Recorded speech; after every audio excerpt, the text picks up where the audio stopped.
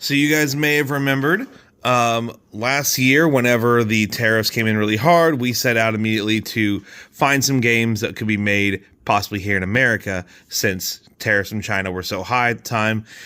And one of the games that we came up with was Tern. I don't think we were calling it way back then Tern, but yes, this is Tern. Now, obviously, this is not something, the version we're going to get made eventually. We're going to have a nice, beautiful deluxe version made of this that's all wood, a nice wooden box, and all the wooden tiles and everything. It's so beautiful, and we've got a guy working on that. But we decided, since that's going to be a limited print run of only 100 beautiful deluxe copies, that we wanted to have a version that might be a little cheaper and a little more accessible. So this is our Game Crafter version of Tern.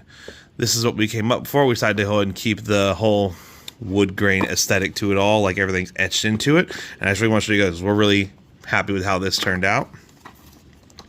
We've got the rules here. We actually did make a couple of changes on these rules already. Just some extra bits we wanted to add, like actually showing you a picture of the starting tile.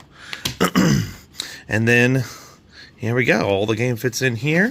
We've got our baggie here of all the tiles. Let's get these open. Wow. Give these a quick little dump out so I can show these off. Yeah, there we go. Again, we're really happy with this sort of layout. I believe we've been talking with the guy who's going to make the full wood version. I believe it's going to be a bit of a similar look. We're going to have like a red color on one side and then a lighter color of sorts on the other. Maybe not say this light, but yeah. And then we have our racks. Now, this was something we really had to figure out, was how to bring these in. Because in the standard game, you're just going to have these, big wooden racks that you can just stand in front of you. But we had to find a way to make that work with this version. And what we figured out was Game Crafter has these custom chipboards you can do. They basically give you a board, and you can design where the cut lines are, and they'll just print that out. And that's exactly what we got going here. Is basically we made these chipboards that have these 3 cutout spots. There's this middle one here that has all the holes on it, and then a small one here that just squeezes into here. And these fit in great. You don't even need to, once you pull these in, you don't have to pull these out. You can keep these in. As you saw, they fit in the box with those on. However, you will have to detach these every time to put them back in the box and then rebuild these in. Here, I'm going to build these real fast. One sec. All right, and there we go. So once you attach those in the back, you then have your little rack here that your tiles can then sit on. It fits 5 of them. There we go. Duh. There. Fits 5. They're pretty easy to pull out. No big deal here. Yeah. Even with this, you just kind of pull it forward. There. Comes right out. Pretty happy with this. This is a pretty good way. Now, you might think that this already looks a little tight up here. Don't worry. We don't want these being broken or anything. So we have decided we are going to go ahead and adjust these racks a little bit before we fully publish this game out to all of you all. We're simply going to make the little holes for these just a little taller and maybe a hair wider so that these fit in a little smoother without getting so torn up, and of course so they fit in without you having to worry about the top part breaking. So we're going to make these a little more sturdy. That's why we wanted to make sure we got our copy in first. We can make sure everything worked right. So we're going to go ahead and update those before we put it out, and it should be great. And then lastly, in here we've got score tracker. Here we go. And in this little baggie over here, we've got here. The tray can hold my phone. Yes. There we go.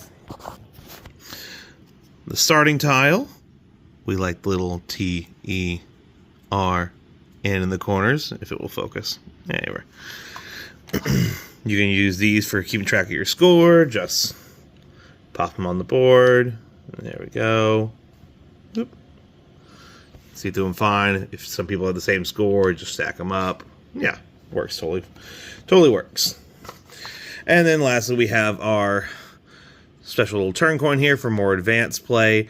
If you haven't been at one of our events, then you probably haven't seen this one lately.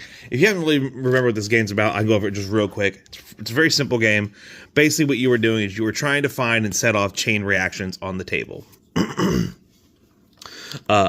When you set down a tile here, if you have on your turn, you listen to that tile. Sorry for my dog. When you have a higher number touching a lower number, that number flips.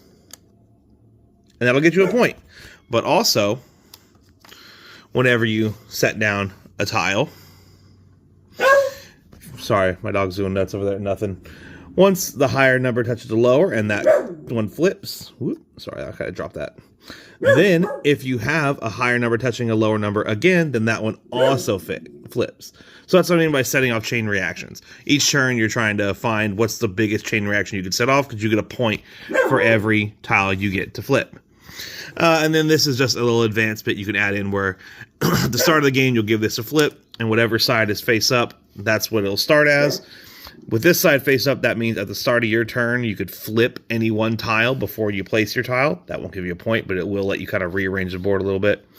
And if this side's face up, that means you can rotate any tile 90 degrees before you take your turn.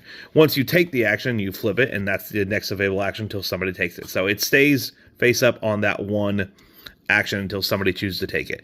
And yes, I know this side's a little off. The printing process isn't always perfect, but the rest of this all looks really great. Anyway, yeah, that's the quick on the game. We're really happy, really excited about this. We are going to make those adjustments on the racks and order us in those and double check that those are good before we fully publish this. But if this looks cool to you guys, keep an eye out. We'll end up telling you guys, of course, when they're available, and this will be available to purchase from the Game Crafter soon. And as for people who want the nice, beautiful deluxe version, the Kickstarter for that should be up later this year. Thanks for tuning in, guys. Catch you next time.